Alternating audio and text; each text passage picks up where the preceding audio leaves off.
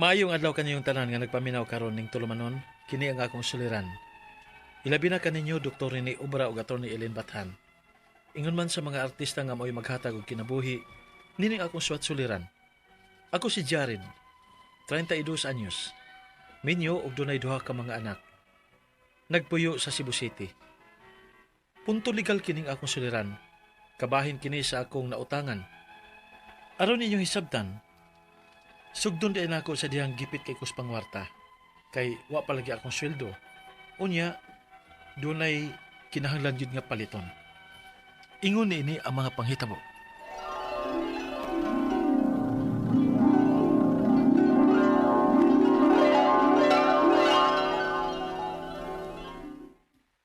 Dong, wa na tayo bukas. Unya ting klase nasad sa mga bata next week. Mao balay? No, wa para ba sweldo na? Sige magkalangan ang among sweldo. Basig na kay kawaman dong, uy.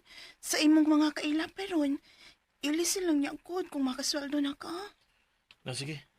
Suwayan ako sa Bay Omart.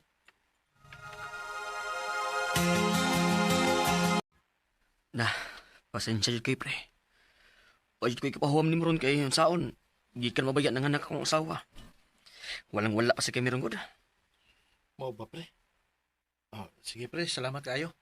Pero pre, na ako'y kaila pre nga magpahuwam pero ambot ka ha kung okay ba kasi ang patong. Dako-dako masagod. Pila masab pre? Kung 500, 100 ang patong, unya kung 1,200. Pila man di imong huwamon? 3 unta ma'am. Kung 3,000, 600 ang patong. Mao ba ma'am? Okay ra ma'am. Kinahanglan lagi kayo. Nya, kano sa ako kung mubayad ani ma'am? Kada kano sa? Kuan, kung ako ang imong utangan, usa ka semana ra gyud ko magpahuwam. Ha? Usa ka semana? Oo, pero dili ka ang mabalaka. Kay kung dili ka makabayad sa full, pwede raman ang 600 lang una ang imong unahon. Bali ang interest, imo unang bayran. Unya, kung dili gihapon ka kabayad sa full sunod semana, 600 na pod. Hangtod nga, makahatag yun ka nako sa tibuok nga 3,006. Mao ba ma'am? Yan sa man, go ka? Sige ma'am. Bahala na. Sige. Okay. Magpinirmahay ta.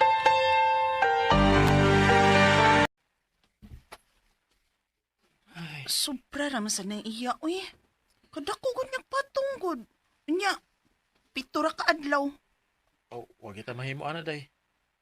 Dili, musugot lang siyang terms kay kita may nagkinahanglan. Basta ha. Sigurado lang jud dong nga inigsweldo ni mo hutdan nimo siya ha. Kita ko ra kinayang patong uy. Kapaan di siya ana. Manay pa rin kamutan ako day. Wa pa may sweldo pre ay. Mao ba pre? Saan man ini eh. Daan pa ko'y bayaran nanda. Parehas kita ini pre. Ako sad na ko'y biranan. Nga, mujur ba to ron? Ay, asa ko kwarta ni. Ay, Dili gid unta ko mosugot aning ingon ani dong uy. Kay wa ko makuhang bayad human sa usak semana kay mahuog og murag patay ra ang kwarta nga akong gipadagan. Pero kay nihangyo man ka nala sige. Hatagan ti kag laing semana ha. Pero sure in town oy nga makabayad ka na kus tibuok. Imbes na 3,600 imong bayron nun unta nako ron. Mahimo ng 4,200 na sa sunod ha. sige ma'am. Di na kumudawat og hangyo sunod ha. Samsin na langayan na ng sweldo ninyo uy. Ay nalago na eh. Ako na yung bahala ini. Di rin magid unta ko maproblema mag-appeal ba? Kung dili pa lang na dako kayong patong anang giutangan nimo. Grabe rin sa kay nang iya uy. Imbis magkatabang, iduot man yun kag samot sa imong sitwasyon. Yun ana gyud ang kinabuhi day. Wag kita mahimo kay sila may naa. Unya kita may nagkinahanglan.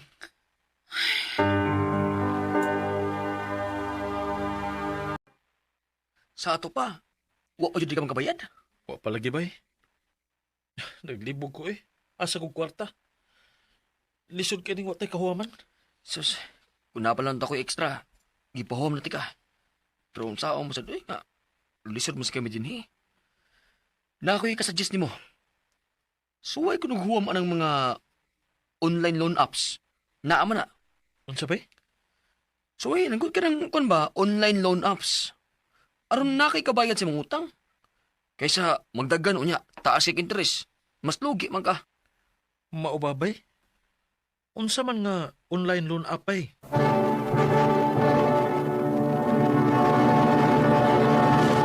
Recorded by X Thunder Gaming.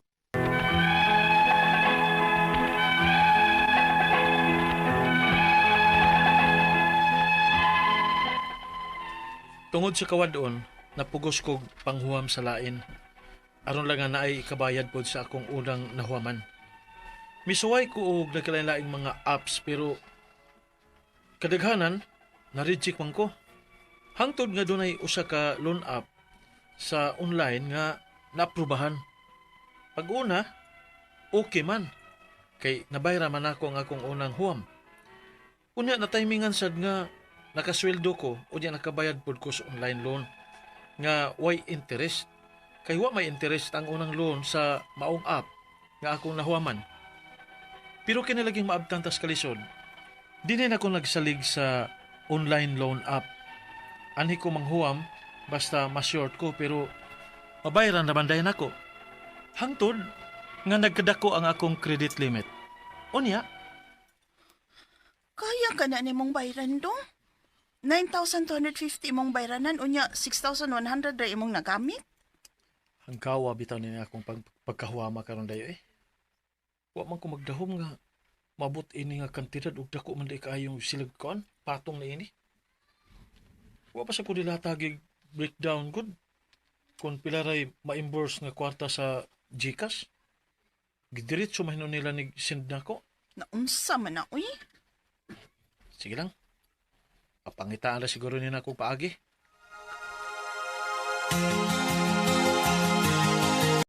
Pre, kadawang ka sa balita, pre. Ngayon sa man, pre?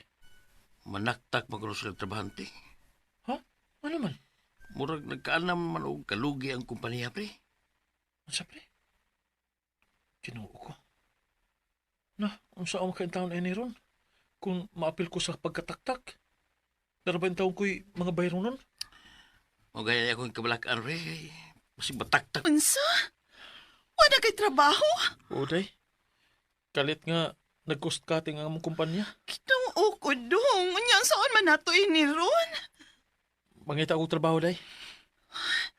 Unsa ka kung mabalik na lang kong trabaho dong? Mag-call center ko balik. Unsa? Mga play ko kay lisod jud kayo kung kitang duha mo iway trabaho. Day.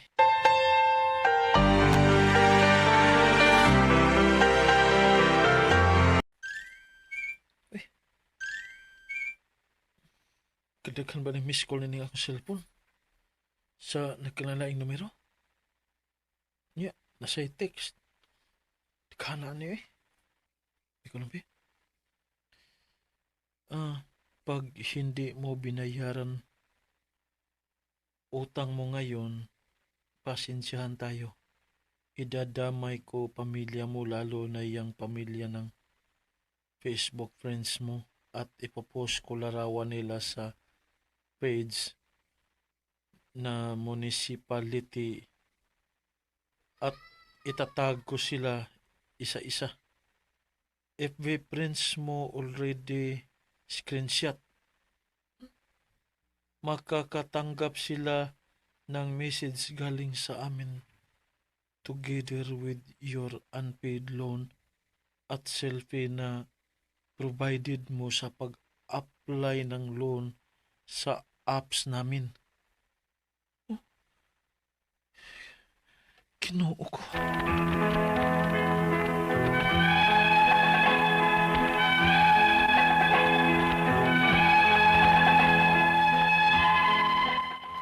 Sa tinuod lang, grabe kay sila makadag haras nako sa text. Dakan sila mga threats nga i-post ko nila sa Facebook. Tungod ani nga akong utang nga wa pa na ako mabayri. Ang ako mga pangutana mao kini mosunod. Unang pangutana. Grabe ang ilang harassment sa ilang mga text namo. Bisan pa man og nabayra na namo sila hinay-hinay, pero mao lagi dili mi makahimo sa pagbulto gyud kay kada adlaw nagdako man ang ilang interest. Unsa may maayong buhaton ini? Amo ra bang pasagdan? Ikaduhang pangutana. Makasuhan ba sila nining ilang sigig pangharas namo sa text? Ang ako manggugikadlukan kay naa sila'y data nako. Nakapasa ko valid ID ingon man sa specific nga address nako. Mutsat unta ko sa ilang customer services. Pero dili man available. Unya ang ilang number pod nga nakabutang sa apps dili man matawgan. Unsa may angay na akong buhaton? Ikatulo nga pangutana, sa tinuod lang. Nakabayad na gid mi sa kantidad nga among nagamit. Bali ang nagdagan karon nga bayronon kay interest na lang. Kay 5 pa lang gani kaadlaw ang among overdue, imbes 9,000 kapin ang among bayronon, naabot na mahinon og 12,000. Dili ba guni illegal ang ilang pamaagi? Murag dako ra magid kaayo ang ilang interest good. Ikaupat og katapusan.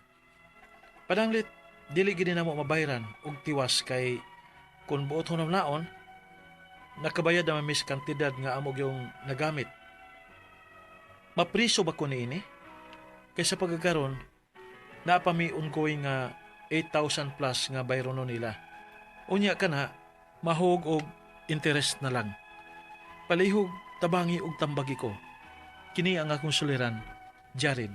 Mayong adlaw mga suking tigpaminaw kini si Attorney Elaine Bathanog. Ako today ang muhatag ninyo og tambag, tubag, solusyon, kalinawan sa inyong mga pangutana, mga problemang may punto, legal, personal, mga problema nato sa ato ang kapikas ka relasyon, sa ato mga kabtangan, ato mga dokumento, no? Kung unsa ato mga gibati din ha, nagsakit ta, nalipay ta, gikilig ta, uy, i-share po na, uy, pahibaw apod mi, no? Na, if ay na mo pagduha-duha, ay mo pagdugay-dugay, ipadala ang inyong suwat sa suliran_612@yahoo.com or sa ato ang Facebook account nga kiniyang akong suliran official writers page. Pwede sad atong ipadala sa 3rd floor Jose R. Martinez Building, Osmeña Boulevard, Cebu City. Hi guys, so kumusta man ang ato ang mga suking tigpaminaw? Hinaut unta nga sa matag adlaw maminaw mo whether ako, si Dr. Obra nga mutambag sa mga punto medikal nga mga pangutana or naa matimingan gyud nga kaming duha mag-abot diri studio, kaming duha mo'y magkuyog mohatag og tambag maski unsang puntoha ang matimingan nga agyud gihapon mo'y makutlo nga pagtulunan nga makahatag ninyo og kadasig og inspirasyon nga makaingon mo normal sa kinabuhi nga naay mga obstacles, nga naay mga problema, normal ra dining ako ang giagian, dili ra di ay ko gisilutan ni Lord. In fact, panang palangga man di ay ko, no? Og mudasig ko, mupadayon ko ngano gud intaw mag-urong kong magbagot-bot ko. No, sus kamo din ha, in town guys. Naghan kitag mga mabasa usahay nga ma-depress, maguol, normal man na, pero ay mugpada. Timan igyud, ay lang gyud nagwag tangas inyong huna-huna nga ug unsa man gani ka kusog sa uwan, ting uwan man ron, unsa man gani ka ngit-ngit sa kagabhion, mo gawas ra gyud ng sidlak sa adlaw. Paabot lang, dasig lang. O kinahanglan mo padaplin para ipatuang, kinahanglan nga mo pos, normal ug okay ra na siya. Apil na sa cycle sa ato ang kinabuhi. Parihara gud anang sa pagran ba? Dagan-dagan man ko hinay god, di ko ta parehas ng uban din ha nga mga elite nga mga runner, pero nalipay ko kay makakuanta niya ato alang yod nga ato alang yun is that ato ang mapangkitaan nga need na to no nga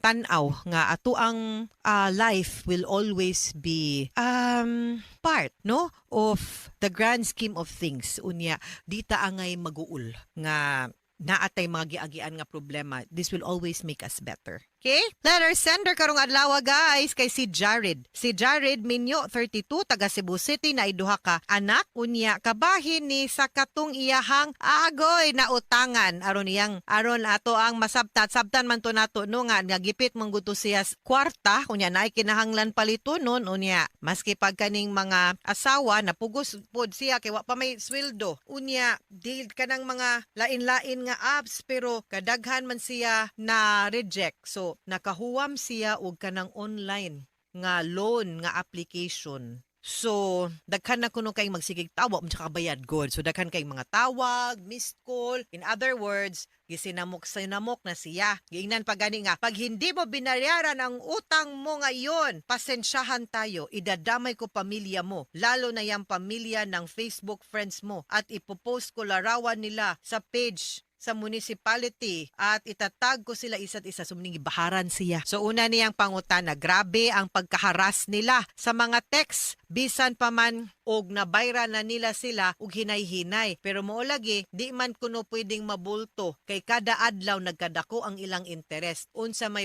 mayong buhaton ani. I-block na kasamok ba anang magtuga-tuga mo pautang niya kuman mangharas mo. Di bitaw kani sila ba mga loan shark manggod ni sila ang ilahang negosyo magpautang unya mangharas dagko kayog interest unya mangbahad og mangharas ang ilag yung gusto biktimahon kana yung gipit gyud kapits patalim na lang gyud ba kanang buhok na lang nagkupot no bugto na og di pa makahuwam dinha gyud na sila mo enter musod unya kung di makabayad dako kay patong no kanang user gyud ba user unya dako kay patong muna grabe sad sila mangharas ug mangbahad kay kanipong mga klases tawhana sama ra pod nimo Jared dali man kaayong mauwat mabiktima og hulga no so ayog padalaan ng hulga. Timan kung wa kay gi-issue cheque, wa gyoy na priso sa utang.